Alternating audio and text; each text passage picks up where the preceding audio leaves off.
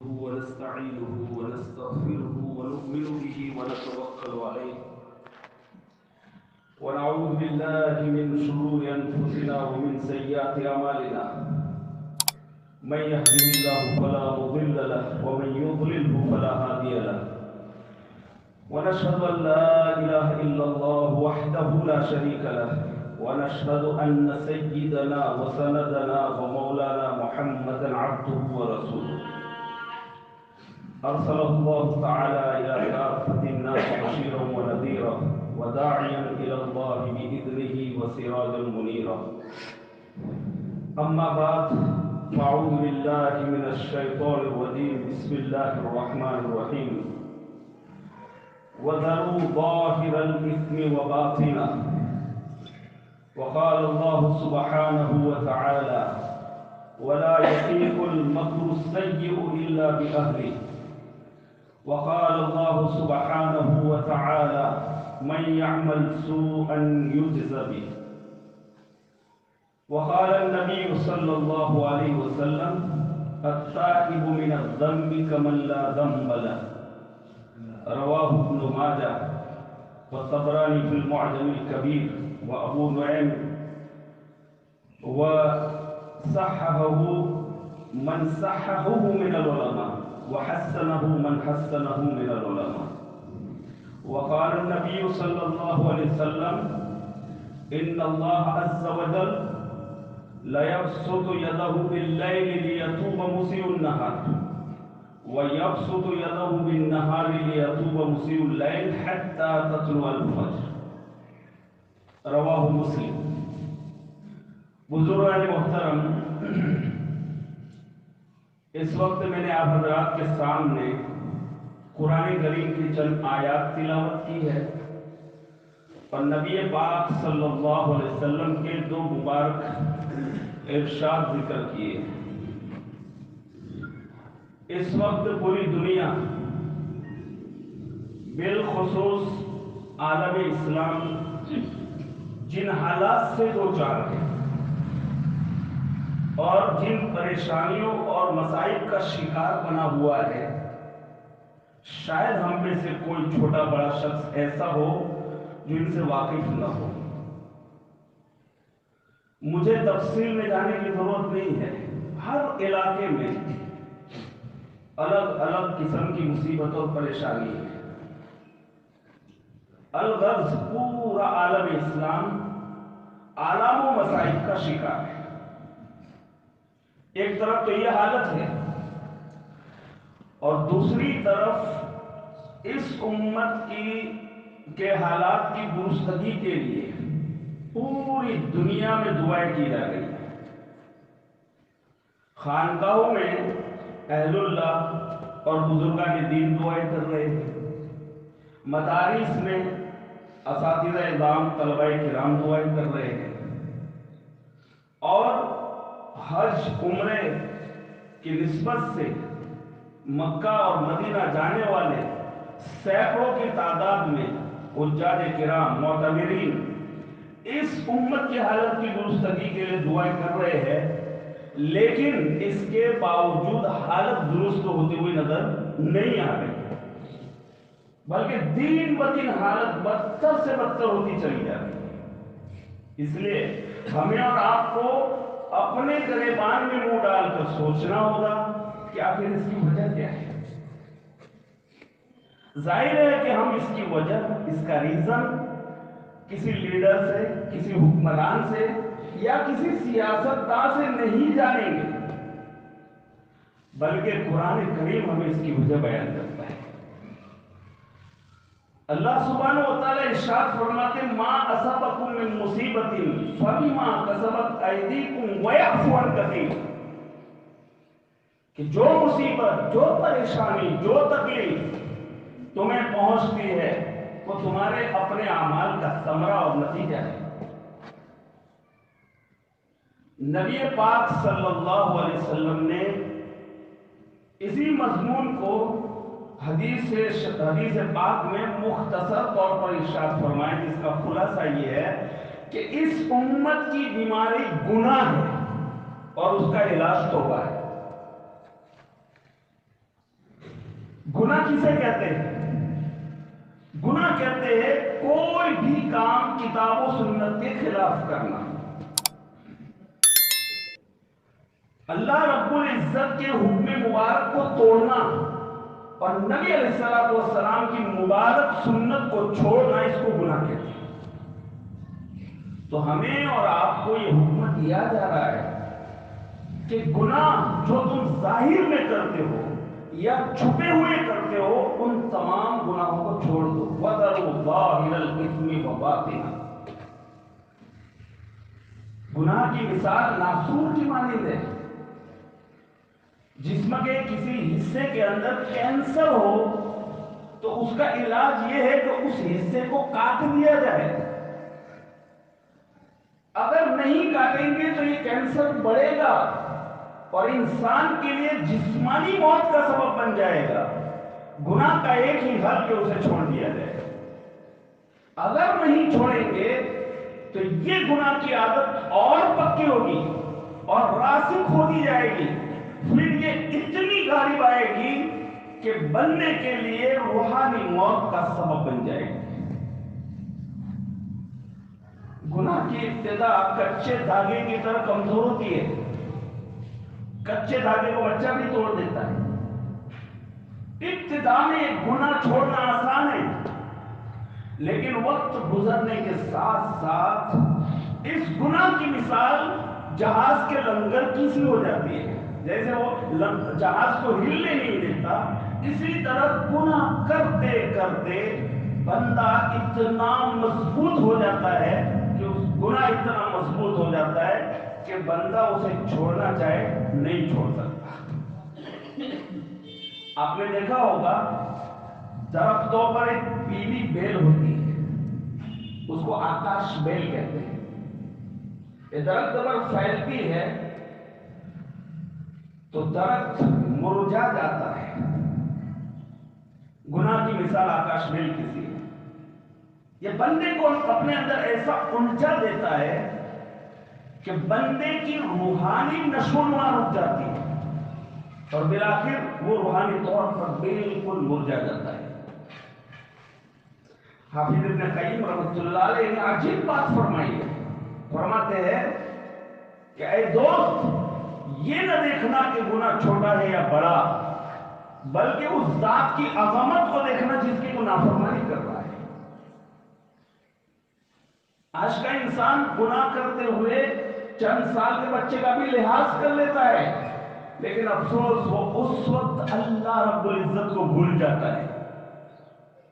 एक बुजुर्ग थे, फरमाते हैं कि एक मतलब अल्लाह रब्बुल इज्जत ने मुझे इल्हाम फरमाया कि इन लोगों से कह दीजिए कि ये जब कोई गुनाह करना चाहते हैं तो उन तमाम दरवाजों को तो बंद कर लेते हैं जहां से दुनिया देखती है, लेकिन उस दरवाजे को बंद नहीं करते जहां से मैं देखता हूं। क्या अपनी तरफ देखने वालों में ये सबसे कम दर्जे का मुझे समझते हैं? तो गुनाह को छोड़ दीजिए। जो तुम जाहिर में करते हो या छुपे हुए करते हो। वदरू ज़ाहिरल इस्मि व बातिना। ये अल्लाह ताला की रहमत है कि वो हमारे गुनाहों पर रहमत का पर्दा डाल देता है, उसकी सत्तारी करता है।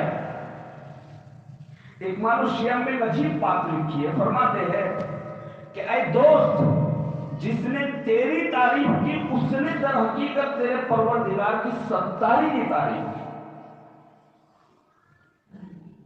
वाकई अगर गुनाहों में बू होती तो बहुत से परहेजगार जो पारसाई में मशहूर और मारूफ है, उनके जिस्मों से ऐसी बू आती कि कोई उनको देखना भी दोबारा नहीं करता। तो गुनाह का एक ही हल है कि उसे छोड़ दिया जाए। आमतौर पर गुनाह करने की 4 वजूहात होती है और अल्लाह रब्बुल इज्जत ने कुरान करीम में इन चारों का जवाब समझा दिया है। गुनाह करने की पहली वजह यह होती है कि गुनाह करते वक्त बंदा यह समझता है कि मुझे कोई नहीं देख रहा है। जब दिल में यह एहसास होता है کہ مجھے کوئی نہیں دیکھ رہا ہے، تو انسان گناہ پر جرأت کرتا ہے۔ قرآن کریم میں اللہ تعالیٰ نے اس کا جواب بھی سمجھا دیا ہے، فرمایا ان ربک لبالمرصاد، بے شک تیرا رب نافرمانوں کی گات میں۔ مرصاد کہتے ہیں جب شکاری کو شکار پر نشانہ لگانا ہوتا ہے تو نشانہ لگانے سے کچھ لمحے پہلے اتنی غور سے وہ شکار کو دیکھتا ہے کہ پلک بھی نہیں جھپکتا، سانس بھی روک لیتا ہے، اور ہما چند شکار کی طرف متوجہ ہو جاتا ہے۔ اس کی اس کیفیت کو مرصاد کہتے ہیں۔ ان ربک لبالمرصاد، بلا شبہ تیرا رب تیری گات میں ہے، وہ تجھے اتنے غور سے دیکھ رہا ہے جیسے شکاری اپنے شکار کو دیکھتا ہے۔ تم اتنے باریک بینی سے واچ کیے جا رہے ہو، you are under of the reason, you are under of the reason, اتنے باریک بینی سے ہم اور آپ سب واچ کیے جا رہے ہیں۔ تو یہ سمجھا دیا تاکہ ذہن میں نہ رہے کہ کوئی نہیں تھا مجھے دیکھنے والا۔ دوسری وجہ یہ ہوتی ہے کہ گناہ کرتے وقت بندہ یہ سمجھتا ہے کہ کسی کو کچھ پتا نہیں، میں فون پر بات کر رہا ہوں، کسی کو کچھ علم نہیں ہے، میں نے خط لکھا کسی کو کچھ پتا نہیں ہے، میں نے اونچ نیچ کر دی کسی کو کچھ پتا نہیں۔ تو جب دل میں یہ احساس ہوتا ہے کہ کسی کو کچھ پتا ہی نہیں کہ میں کیا کر رہا ہوں، یہ احساس گناہ کا سبب بنتا ہے۔ اللہ رب العزت نے قرآن کریم میں اس کا جواب بھی سمجھا دیا تاکہ ہم اور آپ یہ ذہن میں نہ رکھیں کہ ہمارے کسی عمل کی کسی کو کچھ خبر نہیں ہے، کسی کو کچھ پتا نہیں ہے۔ فرمایا وہ ایسا پروردگار ہے یعلم خائنۃ الاعین وما تخفی الصدور، وہ آنکھوں کی چوریوں کو جانتا ہے اور ان باتوں کو جانتا ہے جو سینوں میں پوشیدہ ہے۔ بتائیے پھر بندہ یہ کیسے سوچ سکتا ہے کہ کسی کو کچھ پتا نہیں میں کیا کر رہا ہوں؟ معلوم ہوا کہ اس پروردگار عالم کو سب کچھ معلوم ہے جو ہم کر رہے ہیں یا کرنے کا دل میں ارادہ رکھتے ہیں۔ تیسری وجہ یہ ہوتی ہے کہ گناہ کرتے وقت بندہ یہ سمجھتا ہے کہ گھر کے اندر میں اکیلا ہوں، جس کا قدر وہ نہیں ہے گھر، اب جو چاہے گا۔ جب یہ احساس ہوتا ہے نا کہ میں اکیلا ہوں، یہ گناہ کا سبب بنتا ہے۔ قرآن کریم نے اس کا جواب بھی سمجھا دیا۔ اللہ تعالیٰ فرماتے ہیں جہاں تم 3 ہوتے ہو، 2 ہوتے ہو، تیسرا میں ہوتا ہوں، اگر تم 4 ہوتے ہو تو 5واں میں ہوتا ہوں۔ وَهُوَ مَعَكُمْ أَيْنَمَا تَكُونُوا، وہ تمہارے ساتھ ہوتا ہے خواہ تم کہیں بھی ہو۔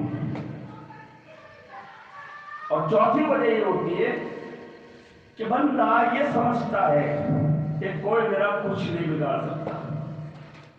باپ فوت ہو گیا اور بیٹا جوان ہو کر ماں سے کرتا نہیں ہے، اب وہ برے کام کرتا ہے، نڈر رہتا ہے اور دوسروں سے کہتا ہے تم میرا کیا بگاڑ سکو گے، کوئی مجھے کیا کہہ سکتا ہے۔ یہ جو الفاظ ہے تم میرا کچھ نہیں بگاڑ سکتے ہو، کوئی میرا کچھ نہیں بگاڑ سکتا ہے، یہ الفاظ بھی گناہ کا سبب بنتے ہیں۔ اللہ پاک نے قرآن کریم میں اس کا جواب بھی سمجھا دیا ہے تاکہ ہم اور آپ ذہن میں یہ نہ رکھیں کہ کوئی ہمارا کچھ نہیں بگاڑ سکتا۔ فرمایا وہ تمہارا معاملہ ایک ایسے پروردگار کے ساتھ ہے، ان اخذہ علیم شدید، بلا شبہ اس کی پکڑ، اس کی دار و گیر، اس کا مواخذہ بڑا عالم رسا اور سخت ہے۔ ولا یوثق وثاقہ احد، اس کے جکڑنے کے برابر کوئی جکڑنے والا نہیں نکلے گا۔ اور ایک جگہ بنی اسرائیل سے اللہ تعالیٰ نے فرمایا فَإِنِّي أُعَذِّبُهُ عَذَابًا لَا أُعَذِّبُهُ أَحَدًا مِنَ الْعَالَمِينَ، ایسا عذاب دوں گا جہانوں میں ایسا عذاب کوئی نہیں دے سکتا۔ میرے بھائیوں، ہم یہ بھی ذہن میں رکھیں کہ کل قیامت کے دن ہم میں سے ہر شخص کو اللہ کے حضور پیش ہونا ہے، اور اس وقت ہم میں سے ہر شخص کے ساتھ چار سلطانی گواہ ہوں گے۔ سب سے پہلا گواہ ہمارا نامہ اعمال ہوگا، وَوُضِعَ الْكِتَابُ، جب نامہ اعمال سامنے رکھا جائے گا تو کیا ہوگا؟ فَتَرَى الْمُجْرِمِينَ مُشْفِقِينَ مِمَّا فِيهِ، گنہگار مجرم بندہ ڈرے گا، کانپے گا، گھبرائے گا، پھر کیا کہیں گے؟ فَيَقُولُونَ مَا لِهَذَا الْكِتَابِ لَا يُغَادِرُ صَغِيرَةً وَلَا كَبِيرَةً إِلَّا أَحْصَاهَا، ہائے ہماری کمبختی، یہ کیسی کتاب، کوئی چھوٹا بڑا گناہ ایسا نہیں اس میں درج نہ ہو۔ وَوَجَدُوا مَا عَمِلُوا حَاضِرًا وَلَا يَظْلِمُ رَبُّكَ أَحَدًا، اور جو کیا دھرا ہوگا وہی سامنے پائے گا، اور تیرا رب تو کسی پر ظلم نہیں کرے گا۔ تو سب سے پہلا گواہ نامہ اعمال، دوسرا گواہ اللہ کے فرشتے ہوں گے، وَإِنَّ عَلَيْكُمْ لَحَافِظِينَ كِرَامًا كَاتِبِينَ يَعْلَمُونَ مَا تَفْعَلُونَ، بے شک تم پر تمہارے اعمال، سب اعمال لکھنے والے معزز، لکھنے والے مقرر، یاد رکھنے والے معزز، لکھنے والے مقرر ہیں، جو تمہارے سب افعال کو جانتے ہیں، یعلمون ما تفعلون۔ تیسرا گواہ انسان کے جسم کے اعضاء ہوں گے۔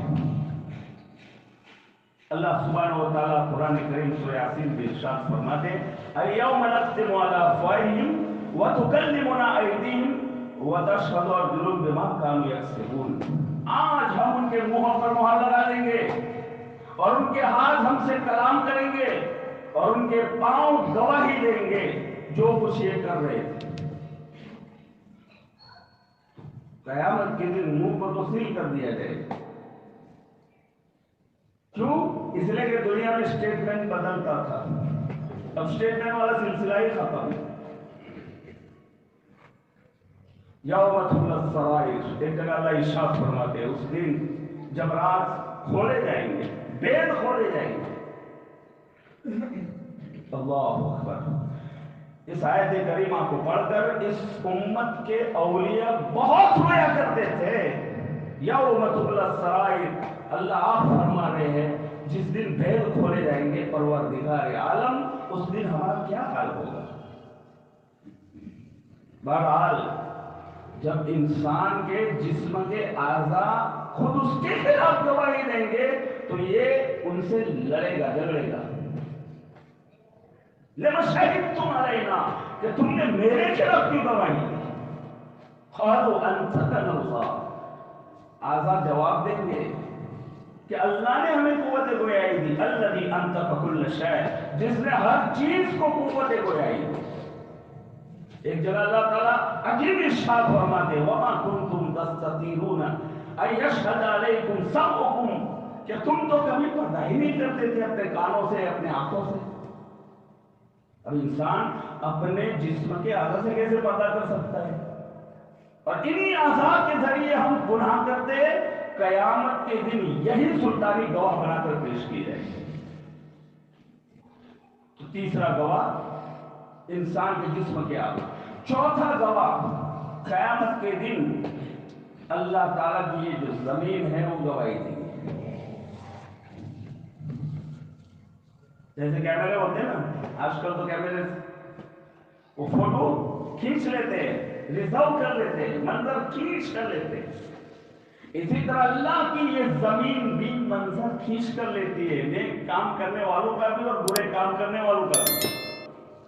اور قیامت کے دن اللہ سبحانہ و تعالیٰ اس زمین کو حکم دیں گے کہ تو بھی سنا جو کچھ تجھ پر گزرا ہے، यौमइज़ तुहद्दिसु अख़बारहा बिअन्न रब्बक औहा लहा, उस दिन जमीन अपनी सारी खबरें नश्र करेगी और ठीक ठीक बताएगी।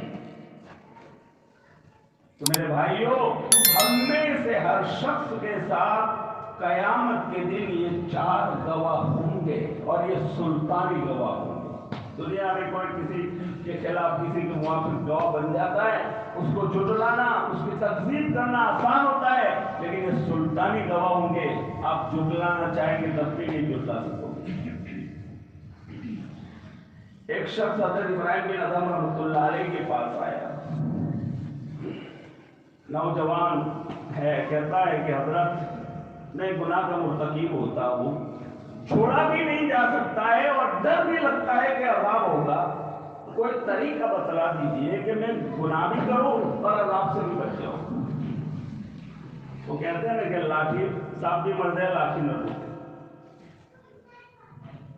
अगर हम में से कोई होता तो 2-4 चपत रसीद करता और रुखसत कर देता उसको। क्या ऐसा भी कोई तरीका होता है कि गुनाह भी करे और अज़ाब भी न हो, पानी में गिरे और कपड़े और बदन न भीगे?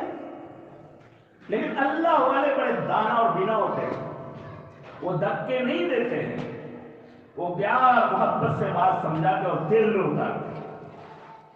तो हज़रत ने फरमाया कि मैं तरीका बतलाता हूँ। वो नौजवान खुश हो गया और बात सुनने के मूड में आ गया। कहने लगा, हज़रत वो कौन सा तरीका है कि मैं गुनाह भी करूं और अज़ाब व सज़ा से भी बच जाऊं? हज़रत ने फरमाया, देख भाई, पहली तजवीज़ तो ये है कि अगर तुझे गुनाह करना ही है तो अल्लाह की निगाहों से ओझल होकर किया। अब वो सोचता रह गया, कहने लगा, हज़रत ये कैसे मुमकिन है कि मैं अल्लाह की निगाहों से ओझल होकर गुनाह करूं? ये तो मुमकिन नहीं है। हज़रत ने फरमाया कि दूसरी तजवीज़ ये है कि अल्लाह का रिज़्क़ खाना छोड़ दो, अल्लाह से कह देना कि ना मैंने तुम्हारा रिज़्क़ खाया और ना तुम्हारी बात मानी। कहने लगा, हज़रत ये कैसे मुमकिन है कि मैं रिज़्क़ खाना छोड़, फिर तो मैं जिंदा कैसे रहूंगा? ये भी मुमकिन नहीं। हज़रत ने फरमाया तीसरी तजवीज़ ये है कि आसमान और जमीन अल्लाह सुब्हानहू व तआला का मुल्क है, उसकी बादशाह है, उसकी हुकूमत है ये, और किसी बादशाह की नाफरमानी उसके मुल्क में रहकर करना जायज नहीं, मुनासिब नहीं है। इसलिए इससे बाहर निकल कर नाफरमानी करो, गुनाह करो। कुरान करीम में सूरह रहमान के दूसरे रुकू के शुरू आयत में अल्लाह ताला इरशाद फरमाते हैं, या माशरल जिन्न वल इंस इन इस्तताअतुम अन तनफुदू मिन अक़तारिस समावाति वल अर्दि फनफुदू ला तनफुदून इल्ला बिसुल्तान, कि अगर आसमान और जमीन के कुर्रों से बाहर निकल सकते हो तो निकल कर दिखलाओ, निकलोगे किसी दलील से निकलोगे। जैसे करेगी मछली, किधर जाओगे? कहा हजरत ये भी मुमकिन नहीं है। हजरत ने फरमाया एक और तरीका बताता है, जब तुम्हारे पास मलकुल मौत आए तुम्हारी रूह कब्ज़ करने के लिए, तो तुम मलकुल मौत से कह देना कि जरा इंतजार करो। कहने लगा, हजरत वहां तो इंतजार का कोई तसव्वुर ही नहीं है। इज़ा जाअ अजलुहुम फला यस्तअखिरून साअतन वला यस्तक़दिमून, जब मौत आती है तो न एक लम्हा आगे हो सकती है और न पीछे। हजरत ये भी मुमकिन है। हजरत ने फरमाया एक और तरीका बताता हूं, और वो ये है कि जब कब्र में तुम्हारे पास मुनकर नज़ीर आएंगे तुमसे सवाल पूछने के लिए, तो तुम उनसे कह देना नो एडमिशन विदाउट परमिशन। आजकल लोग लिख देते हैं दरवाजों पर, तुम भी कह देना कि इजाजत के बगैर क्यों आए। कहने लगा, हजरत मैं फरिश्तों को कैसे मना कर सकता हूं? यह भी मुमकिन नहीं है। हजरत ने फरमाया एक और तरीका बताता हूं, और वो ये है कि जब कयामत के दिन तुम्हारे बुरे आमाल को खोलकर तुम्हारे सामने रखा जाएगा और अल्लाह ताला फरिश्तों को हुक्म देंगे इसे घसीट कर तुम जहन्नम में डाल दो, तो उस वक्त तुम फरिश्तों के सामने जिद करके खड़ा हो जाना कि मैं नहीं जाऊंगा। कहने लगा मेरी क्या हैसियत कि मैं फरिश्तों के सामने जिद करके खड़ा होगा, मेरी तो कोई हैसियत ही नहीं है। अब लोहा गर्म था और चोट लगाने का वक्त था। हजरत ने फरमाया भाई, जब तेरी कोई हैसियत ही नहीं है तो तू इतने बड़े परवरदिगार की नाफरमानी क्यों कर रहा है? कहने लगा हजरत, मैं आज से सच्ची पक्की तौबा करता हूं और आज से वादा करता हूं कि अपने अल्लाह की नाफरमानी कभी नहीं करूंगा। मेरे भाइयों, गुनाह का एक ही हल है कि उसे छोड़ दिया जाए और आइंदा के लिए नेकोकारी परहेजगारी की जिंदगी गुजारने का हम में से हर शख्स अपने दिल में पुख्ता अहद और पुख्ता वादा करे। गुनाह बहुत बड़ी चीज है। हर गुनाह के साथ परेशानी बंधी हुई है, बेचैनी बंधी हुई है। ऐसा हो ही नहीं सकता कि गुनाह करे और बेचैनी न हो, चाहे कितना ही कामयाबी के साथ क्यों ना गुनाह करने वाला हो, परेशान रहेगा, दिल उसका मुस्तरीब रहेगा, रातों को नींद नहीं आएगी, कोई न कोई परेशानी की सूरत निकल आएगी। आपने देखा होगा होटलों में जब खाना दिया जाता है, वहां बुफे सिस्टम होता है, ट्रे में बहुत सारा खाना रखा हुआ होता है और हर ट्रे के नीचे पत्ती सुलगाई जाती है। उसका काम होता है खाने को गर्म रखना। जब तक ट्रे में खाना रखा रहता है गर्म रहता है। इसी तरह जब कोई बंदा अपने रब की नाफरमानी करता है तो अल्लाह उसके दिल में एक पत्ती सुलगा देते हैं, परेशान रहता है जब तक तौबा नहीं करता। कभी बीवी की तरफ से परेशानी, कभी औलाद की तरफ से परेशानी, कभी कारोबार की तरफ से परेशानी, कभी सेहत की तरफ से परेशानी। परेशानी में वक्त गुजर रहा होता है, डिप्रेशन में वक्त गुजर रहा होता है। तो गुनाह बंदे को परेशान और बेचैन कर देता है। मसीहुल उम्मह हजरत मौलाना वसीउल्लाह खान साहब रहमतुल्लाह अलैह का कौल है, फरमाते थे कि तुम जितना चाहो गुनाह करके देखो, अगर अल्लाह ने तुम्हारी दुनिया में जिंदगी को जहन्नम न बनाया तो कहना। यानी जैसे जहन्नम में बेचैनी और परेशानी होती है, ऐसी तुम्हारी दुनिया जिंदगी में परेशानी और बेचैनी अल्लाह पैदा कर देगी। इसलिए मेरे भाइयों, हम ये ना समझे कि जो लोग दुनिया में आजाद आना जिंदगी गुजार रहे, फ्रीडम, और गुनाह करते हैं, वो इत्मीनान की जिंदगी गुजार रहे हैं। कभी उनके दिल की हसरतों को देखो, उनके रातों में उनके दिल के इस्तिराब को कभी देखिए। उसी वक्त बंदा तौबा कर ले, वो इतना परेशान होते हैं कि मौत मांगने लगते हैं। अदल इंसाफ वक्त हश्र में मौकूफ नहीं, जिंदगी खुद भी गुनाहों की सजा देती है। ये तो दुनिया का अजाब है, दुनिया की सजा है, और आखिरत का अजाब तो बहुत बड़ा है। कज़ालिकल अज़ाब वल अज़ाबुल आखिरति अकबर। ये तो दुनिया की सजा है और आखिरत का अजाब इससे कहीं ज्यादा बढ़ता है। इसलिए अल्लाह सुब्हानहू व तआला हम सबको हुक्म फरमा रहे हैं, वज़रू ज़ाहिरल इस्मि व बातिना, छोड़ दो वो गुनाह जो तुम जाहिर में करते हो या छुपे हुए करते हो। और मेरे भाइयों, एक बात भी पक्की है, कुरान पाक में अल्लाह ताला ने फरमाया है, या अय्युहन्नास इन्नमा बग़युकुम अला अनफुसिकुम, तुम्हारी ऐ लोगों, तुम्हारी बगावत तुम्हारी अपनी जानों पर है। गुनाहों का वबाल जरूर आता है।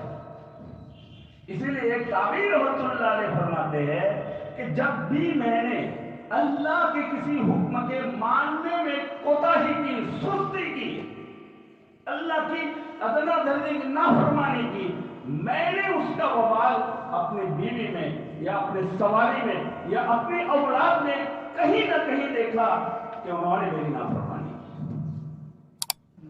बल्कि अल्लाह ताला फरमाते वला यहीकुल मकरु सय्यु इल्ला बिअहली, کہ جب بندہ دل میں گناہوں کا ارادہ رکھتا ہے، اس کی سوچ رکھتا ہے، تو یہ اس کے اہل کی طرف لوٹتی ہے۔ اس لیے جو نوجوان ہیں ان سے میرا خاص کتاب ہے، یہ نہ سمجھے کہ ہم صرف غیر محرم عورتوں کو میلی نظر سے دیکھتے ہیں۔ جی ہاں، یہ نظریں ہمارے اپنے اہل کی طرف بھی لوٹ سکتی ہیں۔ ایک سنار تھا، اس کی بیوی بہت نیک سیرت اور خوبصورت تھی۔ ایک دن وہ اپنے کاروبار سے واپس گھر آیا، دیکھا کہ بیوی زاروں قطار رو رہی ہے۔ اس نے پوچھا کیا ہوا؟ کہا کیا ہوا؟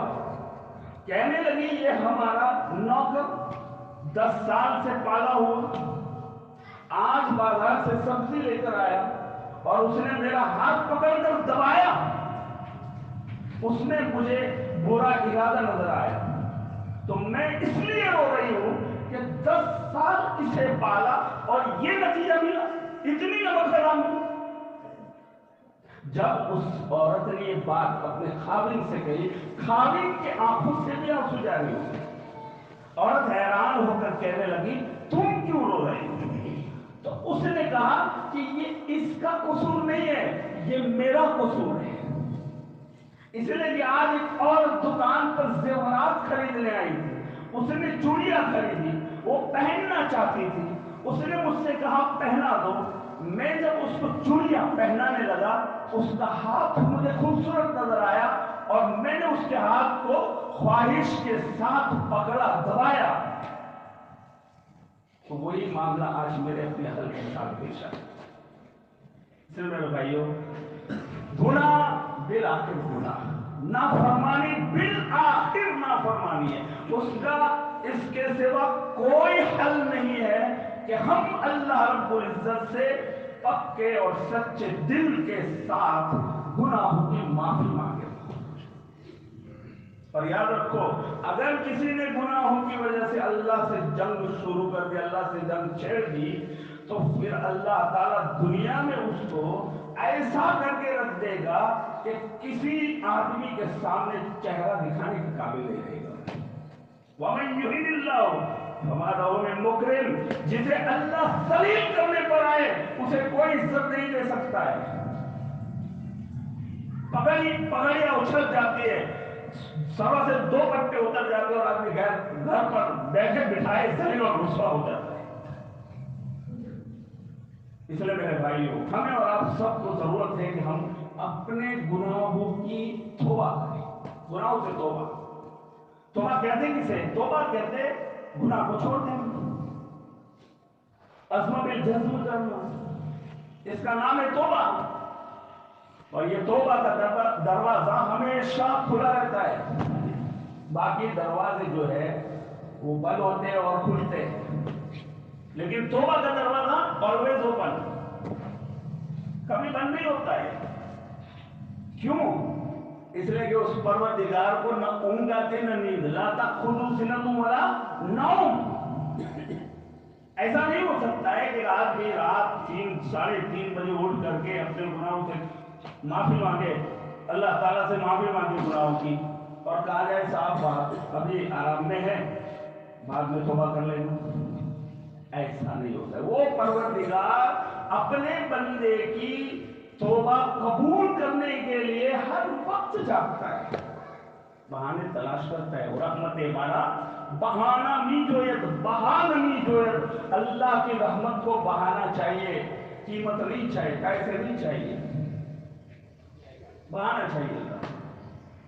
بڑے اللہ تعالیٰ بندے کی توبہ سے بہت خوش ہوتے ہیں۔ جب بھی کوئی سچے دل سے توبہ کرتا ہے، اللہ تعالیٰ کو وہ اتنا محبوب ہوتا ہے، اتنا پیارا ہوتا ہے، اور اللہ اس بندے سے اتنا خوش ہوتے ہیں، فَأُولَٰئِكَ يُبَدِّلُ اللَّهُ سَيِّئَاتِهِمْ حَسَنَاتٍ، کہ اگر اللہ چاہتے ہیں تو اس بندے کے گناہوں کو نیکیوں سے تبدیل کر دیں۔ ایک بڑے میاں جا رہے تھے، انہوں نے چند نوجوانوں کو دیکھا تو آپس میں کسی بات میں بحث و مباحثہ کر رہے تھے۔ جب قریب سے گزرے تو ایک نوجوان نے کہا بوڑھے میاں، ہم آپس میں ایک بات میں مباحثہ کر رہے ہیں، آپ بتا دیجیے ہم میں سے کون ٹھیک اور حق پر ہے۔ مسئلہ یہ ہے کہ ہم میں سے بعض یہ کہتے ہیں کہ اللہ کی خاص نظر رحمت اس بندے پر ہوتی ہے جس نے کبھی کوئی گناہ کیا ہی نہ ہو، جبکہ بعض یہ کہتے ہیں کہ جو بندہ گنہگار تھا، سزا کا مستحق تھا، جب وہ اپنے گناہوں سے پکی اور سچی توبہ کر لیتا ہے تو اللہ سبحانہ و تعالیٰ کی خاص رحمت، نظر رحمت اس کی طرف متوجہ ہو۔ اب آپ بتا دیجئے کہ ہم میں سے کون حق پر ہے؟ بوڑھے میاں نے کہا دیکھو بچوں میں کوئی عالم نہیں ہوں کہ عالمانہ تحقیق کی کوئی جواب دوں، ایک بات میرے تجربے میں آئی ہے وہ میں آپ کو بتاتا ہوں۔ میں کپڑا بنتا ہوں، کپڑے میں تانا بانا ہوتا ہے، جب کپڑا بنتے بنتے کوئی دھاگا ٹوٹ جاتا ہے تو میں اس کی گرہ لگا دیتا ہوں، اس کے بعد اس دھاگے پر میری نظر رہتی ہے کہ دوبارہ ٹوٹ نہ جائے۔ ممکن ہے جو بندہ گنہگار تھا، سزاوار تھا، سزا کا مستحق تھا، اللہ سے گناہ کی وجہ سے اس کا رشتہ ٹوٹا ہوا تھا، پھر اس نے توبہ کے ذریعے اللہ سے گرہ لگا لی، اب اللہ کی نظر اس بندے پر زیادہ رہتی ہو کہ میرا بندہ کہیں دوبارہ ٹوٹ نہ جائے۔